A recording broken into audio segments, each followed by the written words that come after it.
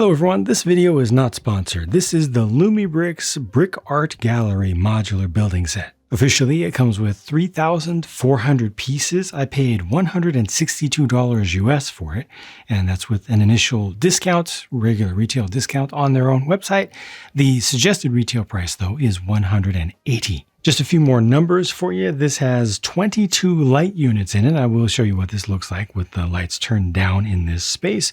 It has 62 prints officially, according to the manufacturer. It has 8 minifigures. We'll look at those more closely later. And it is built on a 32 by 48 stud base. So the equivalent of 1.5 base plates of size, although they always standardize on using at least one plate down here. And this is plate and then just a set of tiles and plates on top of that for your total height for the sidewalk. Very plain and kind of boring looking from around the back, but you can clearly see some areas that are going to open up. I am powering mine right now off of a small USB power bank, just optionally because it's significantly more conveniently for me as a reviewer to do that rather than swapping out batteries all the time. But they do give you a 3 AA battery box that you can attach to the back, or optionally you can just continuously power it through USB. The build process for this set felt very good to me. It feels like a mature design. It's been really interesting building different sets from this company throughout their very short little history and seeing just how much they've progressed, how much they've made things better, how much they have listened to direct customer feedback and responded by making changes. This set went together very, very simply. It did not have any real frustration points throughout. I'd say definitely just less than the standard, the modern standard for them. So a new, better standard for ease of completion. The routing of the wires, which has always been something a little bit relatively difficult, is the simplest yet, in my opinion, with very few wires sticking out and no pinching. This is going to be completely subjective. I know everybody has different tastes, but to me, this feels very aesthetically pleasing. I like the color scheme that they went with here. I like the color blocking, and I like the level of detail. I'm glad that they didn't try to do too much. It's definitely easy when you're trying to compete with established stuff to just throw everything at every project, and they didn't do that here. They held back, and I think they did that to good effect. What I like most, though, is definitely the interior and how they've, again, progressed in terms of how you access the interior. They've listened to our feedback, they've made changes, and they've ended up with something that is uniquely good for folks who want to be able to appreciate and remember all the stuff that they actually built in this. So your build experience isn't a one-time thing and then you kind of have to forget about it because you can only look through windows and things. Nor do you have to take the whole thing apart. Like, I don't have to worry about the connections, the wire-free connections between the different levels for the wires to be able to see the interior. I can see the whole thing now without disassembling. So the ground level over here, you see good use of the space underneath the stairs to put a restroom over there. You've got your checkout space over on the right for the gift shop, because this is a gift shop. There are a lot of details on the aisle there and the display, as well as not just art items that you can purchase, but also for doing your own art. Art supplies are in there. And as usual, you've got lighting, so I don't have any additional artificial lighting from the studio here. This is just what it looks like to the plain eye right now. And there's enough open floor space that I can actually pose figures around there. Now, it is going to be difficult to get in there to pose figures without taking floor off. I can do that, but again, I don't need to just see the stuff that's in there. And thankfully, because of the lights and because they've got a lot of windows here on the street side, you can also appreciate this from just the outside. Of course, the doors open. I actually like how the doors were done. It's a pretty simple little thing, just a little brick building there. I do apologize for having a bandage on my finger. Hopefully that's not too distracting to everyone. But, you can get access to see in there and also think about your figures walking through. You've got some art on display in the window over here, and you can continue to look through. We've got a little pottery section off to the side, and this is just a little alleyway, a little artist's alley. You see there's an employee entrance there on the left, but this little area is different. It has light in it, so it's not a dark alley. It changes the shape of the building, makes it a little bit more interesting as you build. I thought at first when I started building this, I don't try to spoil myself when I'm doing builds. I try to experience the whole thing relatively naturally as I go. I was like, okay, they've basically wasted a bunch of space down here. They've kind of cheated.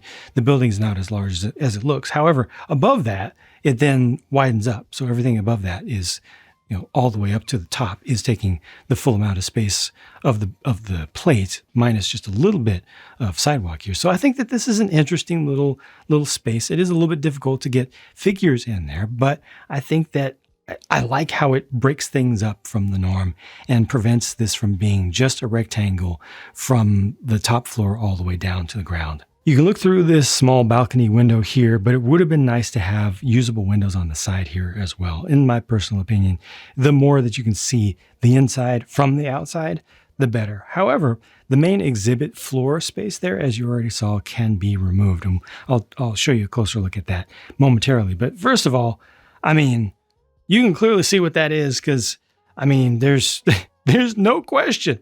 No question whatsoever, in spite of the medium, in spite of just how small it is. And that is illuminated from above. So even with the bright lights on here, and again, I will turn down the lights. I will show you what this looks like with the lights turned off. And then I will take the floors apart so you can see more of the interior detail as well. But I want to just give you this exterior, easy access look at the reality of having this. Oftentimes in reviews, it's pretty much standard for people to take sets apart, like to really, really disassemble sets to show you all the interior stuff. And that just gives you a poor feeling for what you're actually going to see once you've built it, once you have this thing in person, once you actually own it and you've put it together and you're not taking it apart on a regular basis. So this is what you see of this set without any disassembly. There's a spiral staircase over on the right, which is more of a suggestion than anything. Figures can't really use that, to be honest. It's mostly just for looks, but I'm glad that it's there. I think that it's as valid as having a suggestion of an elevator that doesn't actually work. I think the most important thing is that it does look minifig accessible. And the sunflowers painting back there being done in 2.5D with some actual parts is great. And then also having a student artist who's come along to try to paint their own version of it is a really nice touch. Obviously, it's extremely meta, but it's done, I think, tastefully. Here's the main exhibit floor area that I pulled out, and that just really lets you get good access to the prints, to really being able to see them up closely and from different angles as well. Because, that is a little bit cramped in there. You can definitely imagine figures walking through this space, and figures themselves are very, very super deformed, of course, and they do have some studs for them to stand on, but not a lot. But for us as human figures, huge figures, it's great to be able to just hold this and look at it. The girl with the pearl earring there is kind of perfect. Once again, going 2.5D, but nothing can really beat the Scream for me. They could have done those as prints. Obviously, there are 62 prints in this set. They could have done these two as prints as well, but they chose to take more time, more care, and to do them with actual pieces, which I think is just fantastic. I love that. And then doing the Warhol over here with the figure style for the heads feels right. I think the printing there, the colors maybe should be more vibrant. I don't know how much of that is choice and possibly poor ink, but it seems like they're able to do okay with their ink. The opacity isn't perfect, isn't all the way vibrant with the white, but it's pretty good and it's pretty consistent. This is done with UV printing. They're starting to do more and more pad prints or tampo prints, the ones that are flat, but these you can feel the texture on them. But I think that all things considered, they're done pretty well, and I definitely appreciate having this many prints in a set just at all. It feels like luxury to me. But then down here, the plaques are done with just prints. Tampo prints, so flat. The traditional best quality style that doesn't have any texture on it. Although I don't know, I think actually having the texture of the UV prints might make them look more like paintings. And then looking inside the top interior floor, this is where the pottery workshop is. As you can see, you also have some different shapes of pottery through the ages and different styles with their own individual plaques. Each of those has a unique print to go with it. They didn't just repeat it. They could have repeated those. You got the cube over here, which is done with some transparent pieces on the outside. And then there's just one more. You can see just a little bit of the wire from one light up above. But this also has, it's a mezzanine style space, so it has an opening. And that's done pretty nicely with the handrails right there. I just do wish that this had a handful of additional studs just on the surface so I could have more figures posed in more different places. There are some places to put figures, but not enough. I think that needs to be improved yet, but that is, once again, a personal opinion. Not everybody agrees with that.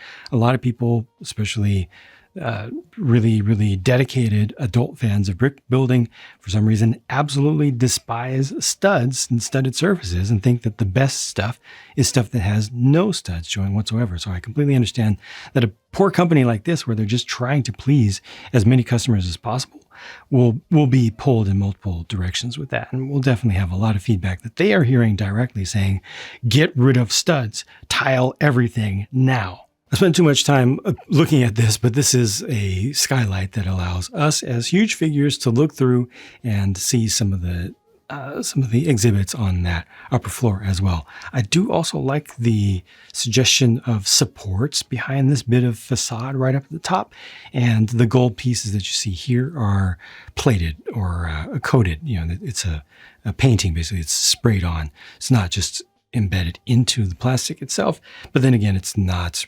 full-on electrocoating or electroplating like a chrome process.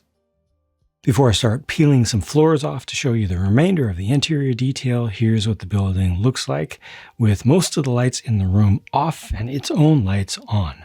At this ground floor with so many windows, it's very easy to see in there pretty nicely.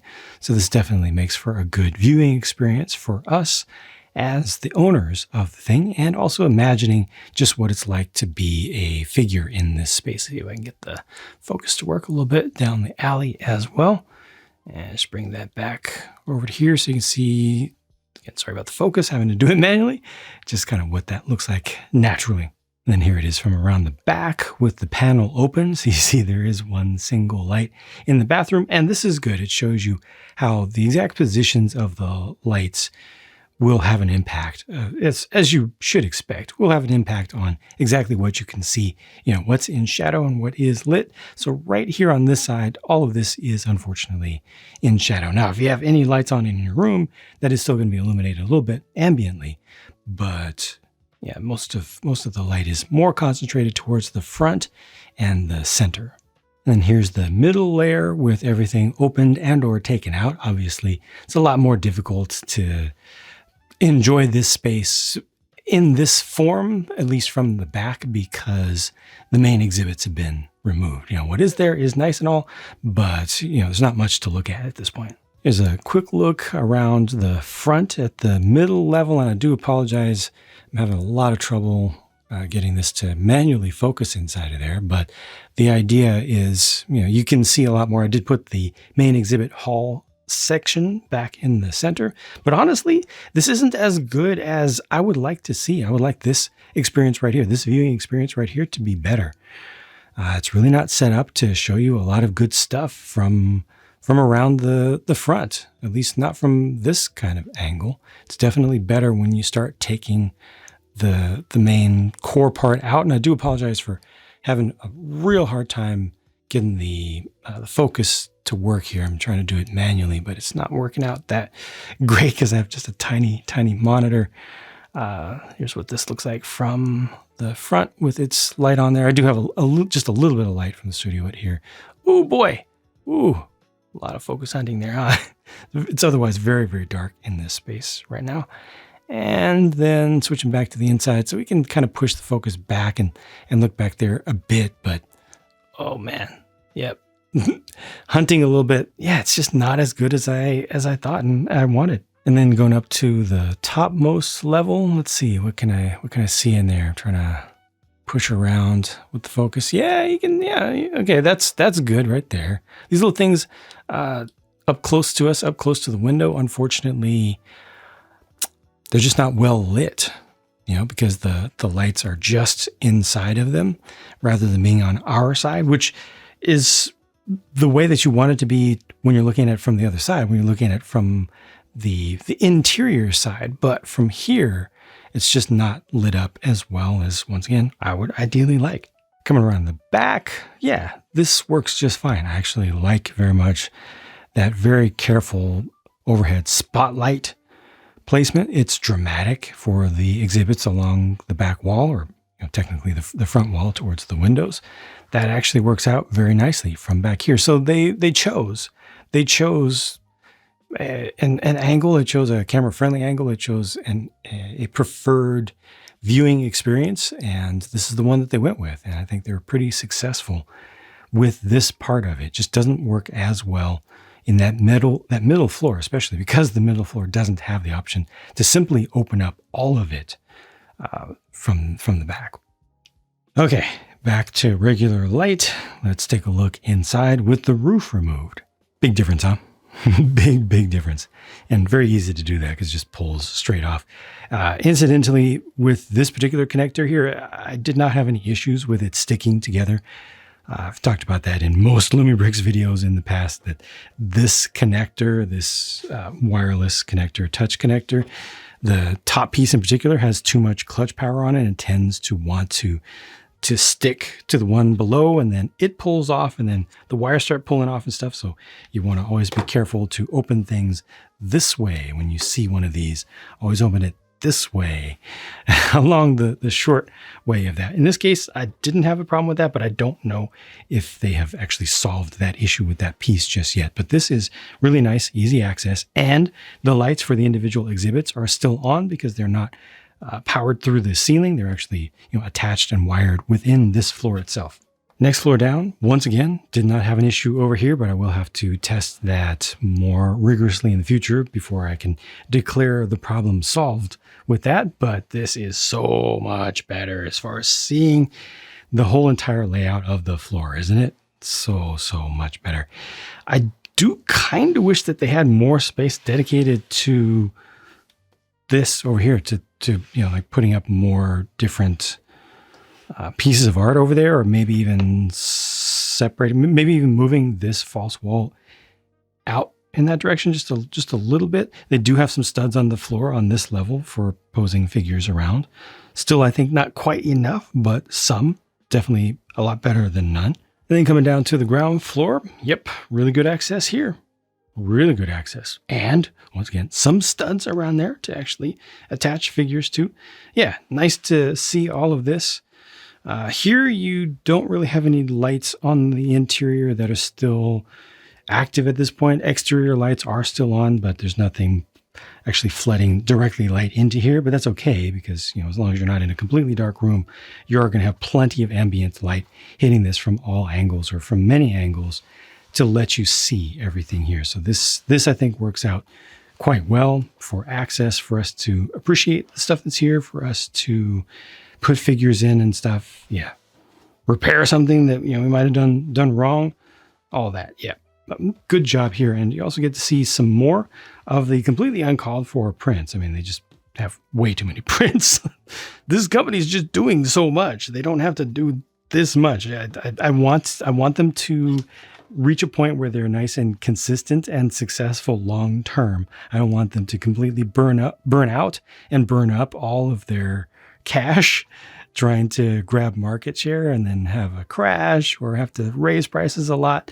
I want them to be successful long term. And it just feels like they're doing way more than they need to at this point, which is a whole lot better than way less, but I want it to continue. For size comparisons, I'm only going to do a few in this video because I need to let you know, and I need to start to get this information out there and let it be, or help it to become common knowledge. It is not easy for me to do these size comparisons. Everybody always wants me to compare everything to everything else, and simply having everything else it's totally impossible.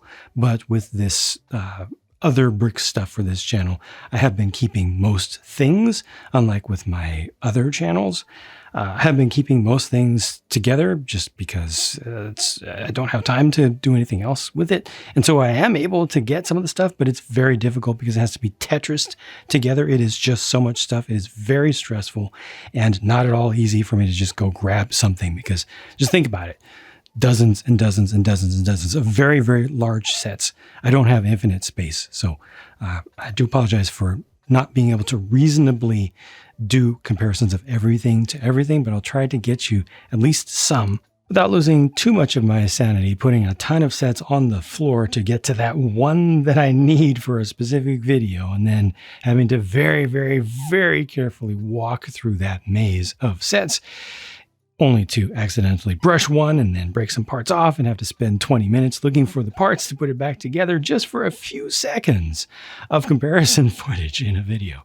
Not complaining, just explaining. I've just had a lot of folks in the past get very, very, very upset when I don't do a specific size comparison or, side-by-side comparison in a review video. They feel that I have let them down and the video really doesn't have much value if I don't do that one particular comparison. And it's just important for more folks to understand and have at least the information to be able to process the realities of, the situation that I'm in and why certain things sometimes don't happen. Enough of that. Here's a quick look at the figures. The one on the left is an obvious Mr. Gold reference. If you know, you know. This company is always doing characters, not just random figures. So they tend to give them names as well as roles. And the gold guy is just a street performer. And here's a look from the back. If you like the design of these figures, great. If you don't, just ignore them, just toss them out, but hold on to at least the headgear pieces because those are compatible with other figures. A lot of people have trouble putting the arms and or hands in. I personally have never had that problem, but I want to acknowledge that it is a thing for some folks. And they are working on a new design. The company has made it very clear in public that they are collecting information from customers to inform a new design for figures. And quickly, here's some of the other stuff included. This is the AA battery box. You put 3 AA's in there and it gives you a switch as well as USB out. And then you can connect that to your lights via this over here, or you can simply connect directly from USB-A power into that. They give you tweezers to help you if you need with routing wires around, and this is a tiny little Phillips head screwdriver for that particular screw right there because it's required by regulations for safety, and this is their brick separator part, which unfortunately I just haven't used yet, at least not very much, if at all, but it seems pretty stout, pretty sturdy, pretty well built. Wrapping up, I want to acknowledge the fact that I've started to hear more and more complaints that Lumibricks is no longer an affordable alternative brick brand. They've gotten expensive as they've gotten more successful, and it's all over. They're now just as expensive as the most expensive brand out there.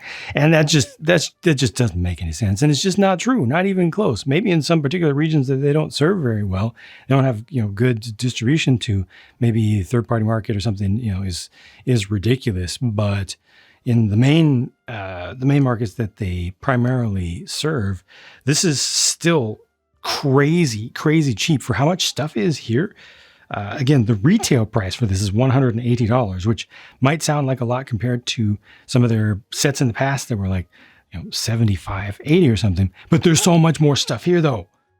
You can't just look at the price alone and conveniently ignore what you are getting for that price. It's 3,400 pieces with 62 prints, 22 lights. And the thing is large.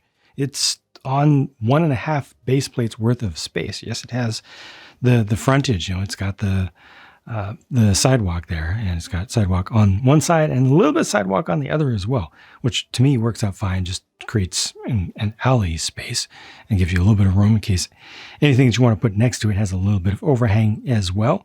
I personally think it mostly works out, but they will continue to work on developing systems for building whole entire blocks and cities and multi-set layouts. I'm sure they have progressed quite a bit.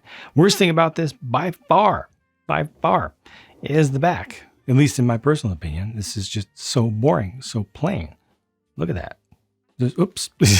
my camera can't even keep a good focus on it because, oh, wow, that's really unfortunate because it's just so plain. It's just flat, all the same color.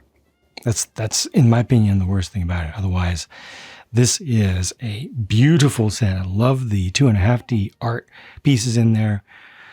They do have quite a lot of prints on this, but they are not too obnoxious this time. I think they need to continue to reduce the amount of text that they use, especially since they're not that great at translation just yet, or at least, have somebody who is a native English speaker to really give and have the power to give a strong opinion about some of the translations and some of the text that they want to put up, as well as the choice of font faces, especially for something that's medieval, using a relatively modern typeface just doesn't make sense, stuff like that. So little things like that still need to be worked on. This one is in a pretty good space with respect to all of that.